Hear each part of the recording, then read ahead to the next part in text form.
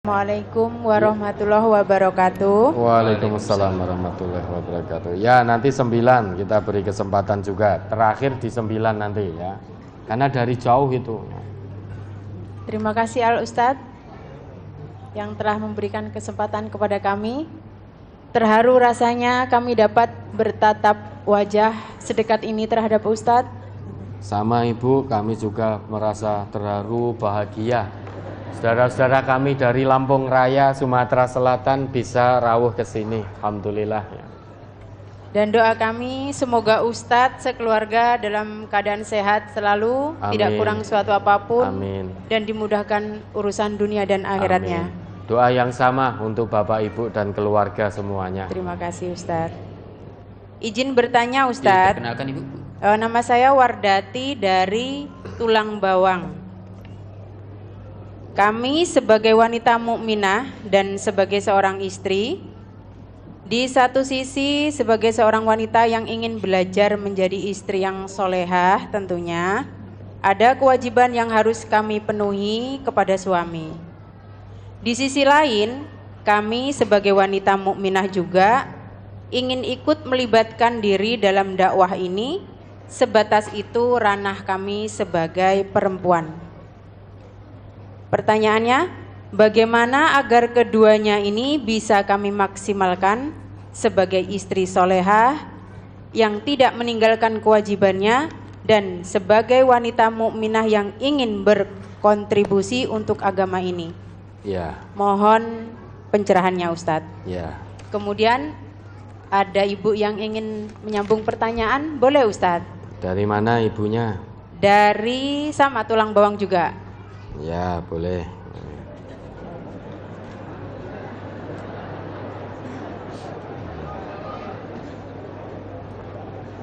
Assalamualaikum Ustadz. Waalaikumsalam warahmatullahi wabarakatuh. Mau bertanya tentang Nama dulu Ibu, mohon maaf. Nama saya Ibu Siti Khadijah dari Tulang Bawang Barat. Mau Ya. menanyakan tentang sholat.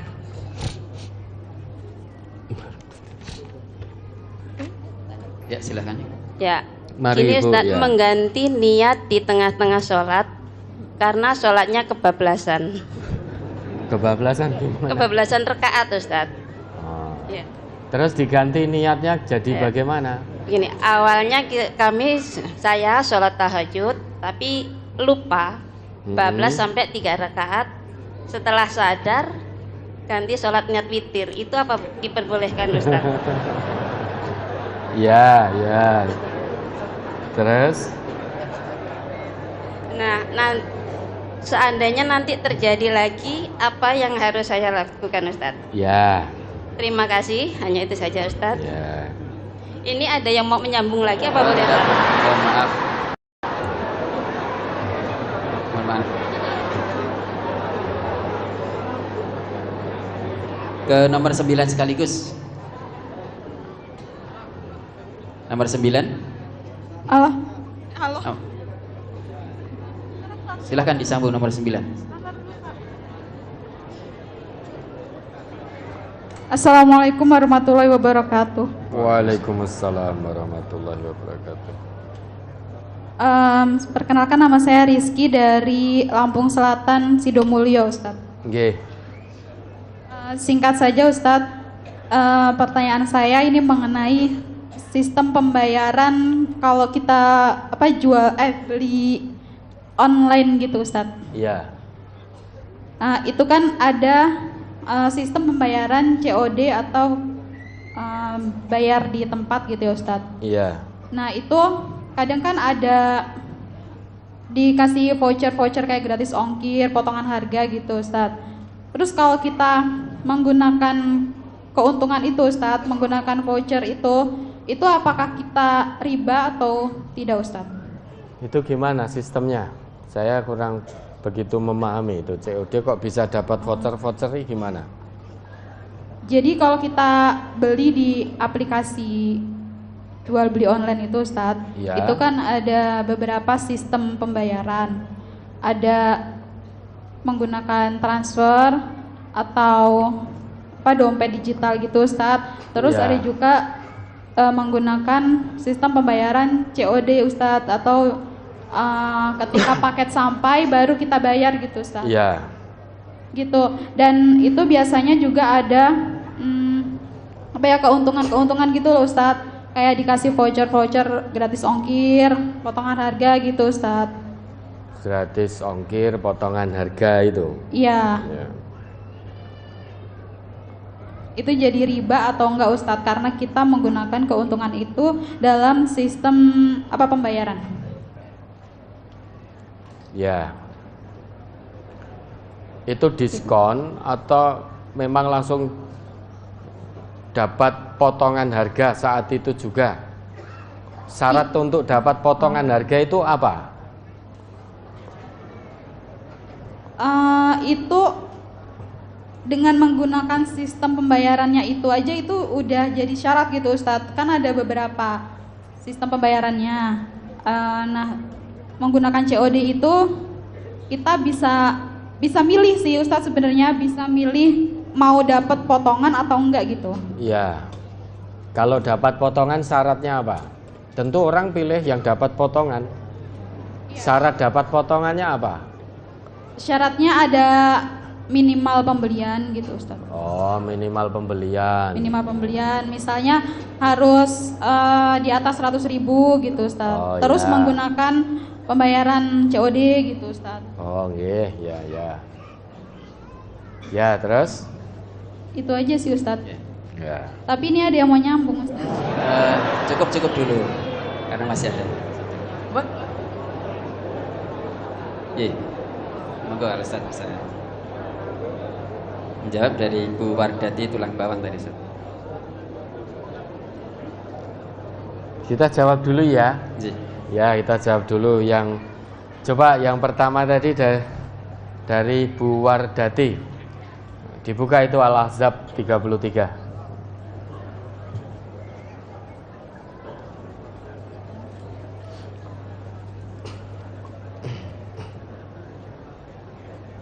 Surat Al-Ahzab surat ke-33 dan ayat 33 juga.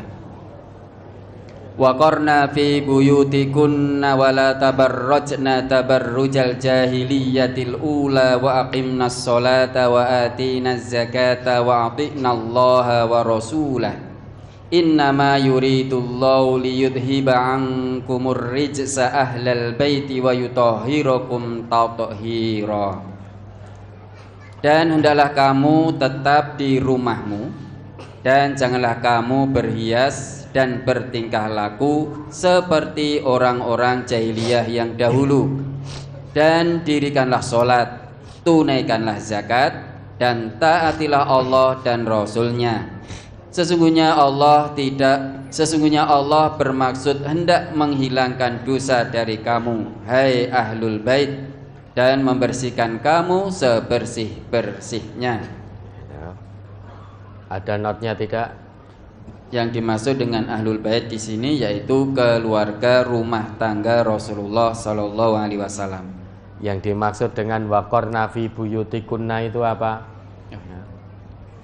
Allah perintahkan kepada para istri Nabi agar berbetah-betah tinggal di rumah. Dan ini berlaku pula bagi mukminat. Berlaku bagi seluruh wanita mukminah. Betah tinggal di rumah. Boleh keluar rumah kecuali dalam keadaan yang dibenarkan oleh syariat. Misal bermaisyah itu boleh. Keluar rumah seizin suaminya itu boleh, dengan tidak bertabarruj, dengan tidak ngumbar aurat, dengan tidak kemenyek. Boleh keluar rumah seizin suaminya, boleh keluar rumah untuk kepentingan-kepentingan syariat. Selama tidak ada kepentingan yang dibenarkan syariat, dan selama tidak diizinkan suaminya, maka wanita mukminah cirinya betah tinggal di rumah. menjaga kehormatan rumah tangga suaminya saat suami tidak ada di rumah. Ini petunjuk dari Allah, Ibu. Ibu sebagai mukminah, istri yang solehah, sebelum keluar-luar ya, betah dulu di rumah. Kalau mau keluar rumah, alasannya apa? Benar tidak alasannya sesuai syariat? Kalau hanya hura-hura ke sana kemari dan suami juga tidak mengizinkan, lebih baik dan harus, bukan hanya lebih baik. Misal ibu izin mau reuni, temu teman-teman SMA, suaminya tidak mengizinkan, ya jangan ngeyel keluar. Kalau tetap keluar itu nusyus itu. Maka antara izin suami dan reuni ini tadi itu ada kaitannya. Kalau suami tidak mengizinkan, maka sepingin apapun ibu untuk ketemu teman-teman SMA, ya tetap tidak boleh. Harus waqorna fi buyutikunna. Itu mukminah, itu istri yang solehah. Sekalipun suami mengizinkan, tapi dalam reuni itu penuh dengan kemaksiatan, maka ibu tidak boleh datang ke reuni itu. Meski suami mengizinkan, meski datangnya ke reuni juga dengan suami, tapi kalau isi dalam reuni itu kemaksiatan, kita seorang mukmin, mukminah tidak boleh datang ke tempat-tempat yang demikian. Maka tergantung ibu keluar untuk apa. Kalau untuk tafakuh fiddin, suami mengizinkan, boleh itu keluar dari rumah, alhamdulillah. Suami mengizinkan, anak-anak sudah terurus, rumah tangga sudah terurus, kewajiban istri sudah tertunaikan dengan baik. Ibu izin pada suami untuk sabilillah di majlis, itu boleh, tidak bertentangan, dengan catatan rumah tangganya dulu, anak-anaknya diurus dulu, siapkan dulu, selesai dulu urusan di rumah tangga, kemudian izin suaminya untuk sabilillah di majlis, entah di situ ngajar tahsin atau apalah, berkegiatan sabilillah, tetap dengan seizin suaminya, jangan tanpa izin suami. Kalau ternyata suami tidak mengizinkan, ya sudah. Kenapa suami tidak mengizinkan? Mungkin suami mau butuh, sehingga tidak diizinkan, ya sudah, taati suaminya. Tapi suami yang baik insya Allah mengizinkan istrinya berkegiatan sabilillah dalam rangka beramal soleh, mengajar untuk orang lain. Insya Allah diizinkan. Izin ngaji. Kalau izin ngaji tidak diizinkan, ya, jangan ditaati. Wong ngaji kok tidak boleh. La ta'ata li makhlukin fi ma'siyatillah, innamat ta'atu fil ma'ruf. Tidak ada ketaatan pada makhluk dalam hal maksiat kepada Allah. Ketaatan itu hanya dalam hal yang ma'ruf. Selama perintah suami tidak bertentangan dengan Islam, kewajiban ibu taat, dengar dan taat. Kalau perintah suami menyimpang dari Islam, tidak perlu dengar, tidak perlu taat, tapi luruskan suaminya dengan cara-cara yang santun, cara-cara yang baik. Artinya tinggal alasan ibu keluar dari rumah itu apa, sesuai syariat tidak, seizin suami apa tidak, nah, itu diperhatikan. Baik, terus kemudian apa tadi berikutnya? Ibu Khadijah merubah niat di dalam sholat. Oh ya, ya sudah ibu ya. Mau sudah kok mau gimana lagi? Maunya tahajud, kebablasan jadi 3 rakaat. Kalau gitu witir sajalah. Wong sudah kok, ya sudah. Besok lagi kalau terjadi seperti itu, tidak perlu merubah niat jadi witir. Cukup sujud sahwi saja. Nanti witir ya sendiri, niat sejak awal witir itu. Nggak bisa di tengah jalan kok berubah niat jadi witir. Yang sudah ya sudah. Besok lagi kalau terjadi seperti itu, ibu tinggal sujud sahwi. Terus kemudian sistem pembayaran COD. Kadang diberi bonus-bonus seperti potongan harga dan bebas ongkir, ongkos kirim. Ini biasanya diberikan dari pihak pemilik aplikasi atau pemilik toko atau ekspedisi. Kalau memang yang ditanyakan ibu semacam itu, misal ada minimal order, belanja di atas 100.000, dapat potongan harga, dapat voucher, dan lain sebagainya, yaitu sah-sah saja. Artinya pihak pemilik barang atau aplikasi itu mengapresiasi karena kita belanja minimal order, maka diberi reward, diberi hadiah. Hadiah bisa berupa potongan harga, diskon, atau bebas ongkos kirim. Itu boleh saja. Kalau yang ditanyakan seperti itu loh ya. Yang tidak boleh itu, biasanya yang seperti ini kan harus top up. Top up loh. Top up ke lembaga keuangan yang non syariah. Ini yang jadi problem. Biasanya kita punya saldo di lembaga-lembaga keuangan yang non syariah.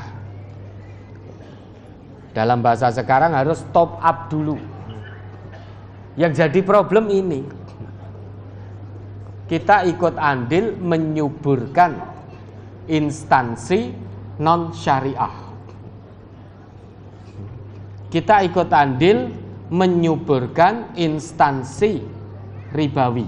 Nah, ini jadi problem. Berarti termasuk at-ta'awun 'alal ismi wal udwan. Tolong menolong dalam perbuatan dosa dan pelanggaran, permusuhan. Kalau kita top up di situ, punya saldo di situ, berarti membantu suburnya praktek-praktek riba. COD-nya tidak masalah, top up-nya di lembaga non syariah ini yang jadi masalah.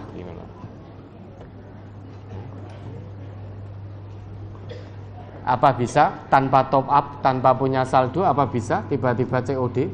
Bisa, Ustaz. Bisa. Ada yang bisa. Oh, COD itu cash on delivery itu toh. Bayar di tempat. Ya. Kalau memang kita bisa bayar di tempat tanpa top up, ya tidak masalah. Yang muskilah itu, yang bermasalah kalau kita punya saldo di lembaga keuangan. Kan bisa bayar dulu. Bayar dulu kan berarti pakai itu, harus punya saldo. Lah, tempat saldo kita tersimpan di lembaga keuangan non syariah, ini jadi problem. Tapi kalau COD langsung bayar di tempat, tidak ada masalah. Mendapatkan diskon pun juga tidak masalah. Ya alhamdulillah, wong sing disenengi ya diskon. Ya. Dicari, oh ini diskon sekian, sakjane bukan diskon itu. Ya, harganya ya segitu. Itu kan mau diskon itu kan dinaikkan dulu harganya. Habis itu potong 20%. Aslinya harganya ya segitu. Itu hanya permainan marketing. Diskon 50%, harganya ya segitu.